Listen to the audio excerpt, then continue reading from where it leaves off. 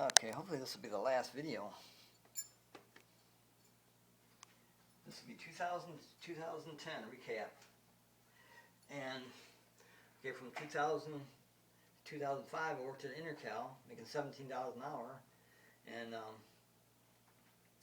all benefits were paid. Well, I already discussed this in the other video, but all benefits were paid by the company. We had no premium, and I made $17 an hour. So all benefits paid. Plus, we got a $6,000 profit sharing a year. So then I wasn't called back in 1906 to come back, and I was in the union, so I had to quit the union to get the 401k so I could make up my bills that I was behind. But I got good unemployment though. I got $720 every 2 weeks, or $360 every week. So, but I was paid every 2 weeks. So I got $720 every 2 weeks unemployment. I was, you know, what video am I gonna watch? You know, what video game I'm gonna play? What, you know, where will I go today in my car? You know. Okay, my cars. My cars. I had three brand new cars throughout my whole life. I had a 1989 Daytona Red with silver bottom part. So 1989 Daytona. That was my first new car. It's like a sports car, and it was a good car.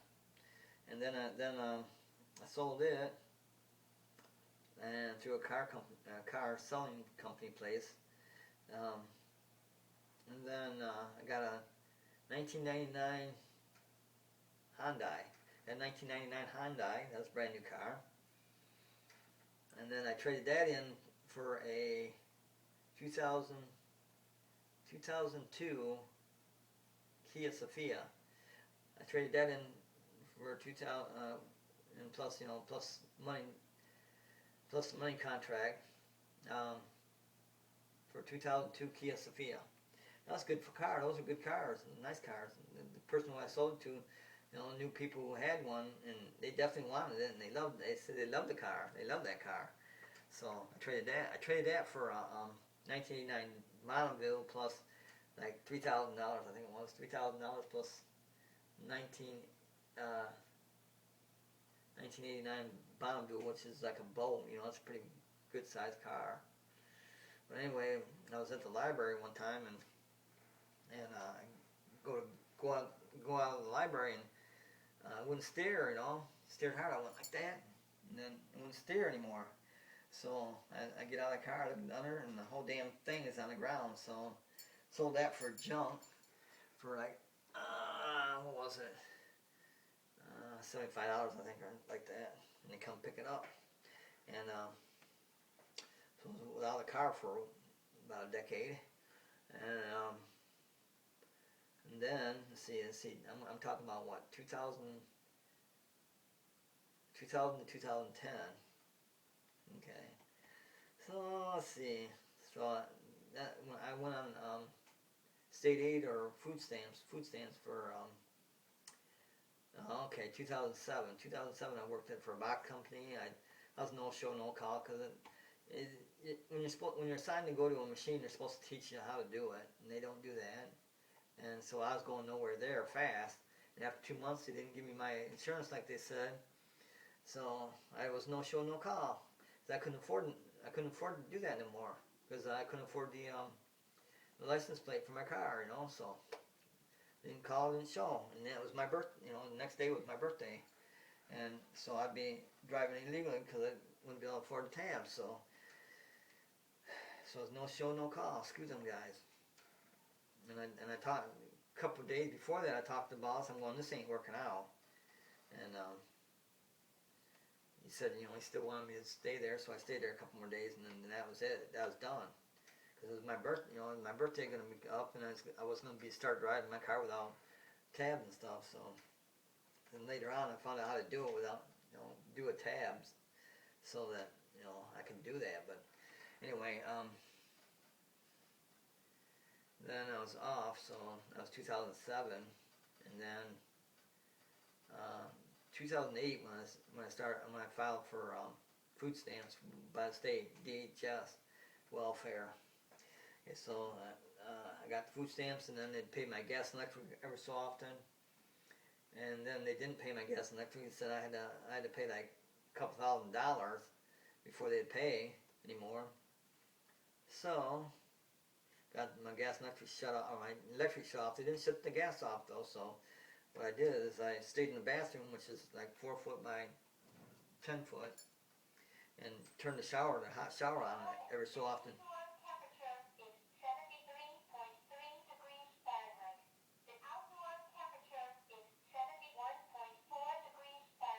That's been talking to Mummer.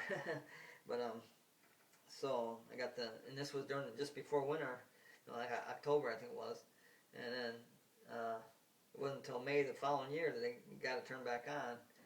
But I lived in the house and I stayed in the bathroom on a cot that I had. I had a cot, like a military cot, and I had my 2 dogs with me, and they'd sleep up there with a blanket over it and stuff.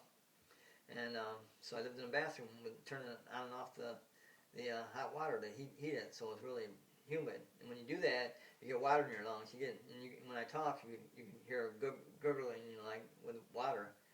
So and it gets so humid that it'll rain inside. The ceiling will drip. So what I did is hung a blanket over it, so it drip on the blanket, and the blanket would absorb it. By the time it got to drip, it wouldn't drip. So that cured that. But I turned the water on every so often because they never turned the gas off, and my water heater worked without electric, and they didn't consume as power. Didn't think it would, so that's why they didn't turn the gas off. They said, and it got down 2 to 3 below zero outside. And I had no gas or electric in there, so I kept warm by the hot shower. So I did it. I lived in a shower I lived in a bathroom for since October, November, December, January, February, March, April. About 8 months, because they wouldn't turn the gas and electric on until I got donations from, like the different churches and stuff, and they wouldn't turn it on until I got a deposit. So I got it turned on. Okay, so that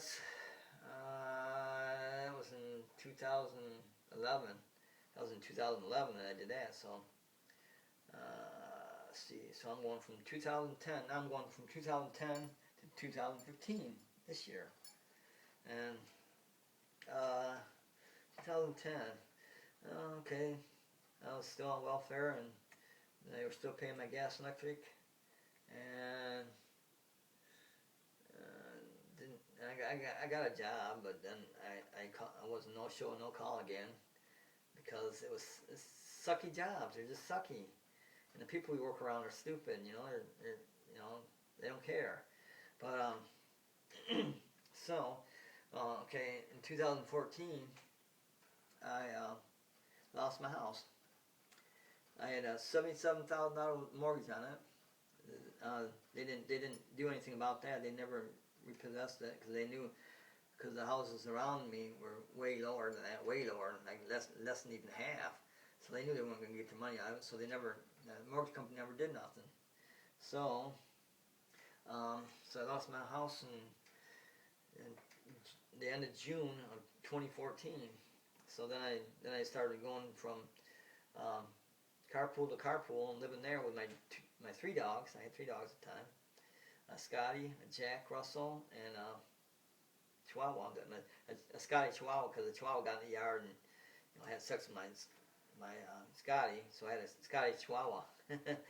But we lived in a van for, let's see, from the end of June. Well, I lived in a van in June because my house was condemned on April the 10th, 2014. So I lived in my house still, because the city people said I could stay there as long as I didn't stay there at night. I could stay there as long as I was fixing it up, and my dogs stay there anyway. So then at the end of June, the cops came in the window, and then I had to leave. Then I was caught put in a cop car and waited for them to secure the house. And then they said I was free to go. Took the cuffs off and said I was free to go. So I didn't have a van at the time. So we came back to the house when we shouldn't have, because the cops said you can't come back here anymore because it's the city owned. Once the house is condemned, it's city owned. But so I left and we came back, and then on June 19th, my birthday of 1914 or of 2014, I got the van, and so we lived in the van from June 19th to August 1st. June, July, August, June, July. So we lived in a van for a month or 2 months. June, July, and August 1st. I gave my dogs up to a kennel, a no-kill kennel. So I can still get them, hopefully, if they haven't been sold. See, it's no-kill, but they sell the dogs. So, and they sell cats and dogs. So if they're still there, I can still get them. And that was on April the 10th, 2014 is when my house was condemned. I had to leave via the cops, and the cops came over, 2 cops, dog pound came over, and the city was also there, and they said, "Oh, we didn't tell you could stay here as long as you're fixing it." They didn't say that, so they lied their ass off, because that's what they told me. I want to make sure I could stay there, and they said I could stay there as long as I was fixing it up, which I never was, and I stayed there anyway because I didn't have anywhere else to go. But when I got the van, we did carpools, and then we went to a truck stop for the last week or so, and then gave the dogs to the kennel, and that's 2014. I lost my house. I owed $77,000, plus I owed like $14,000 back taxes. I owed back taxes from 2007 to 2014, so I owed like $14,000 in taxes. So, and when I filed bankruptcy in 2011, that relieved me of any responsibility other than losing the house. They can't come back after me for nothing. So it was kind of a blessing, that part, because I was done. I didn't have no bills, because I filed bankruptcy in 1992, 2002, and 2011. So I'm practically debt free. But anyway, that's my life. That's my life. That's my life history, and that's it. And today is August.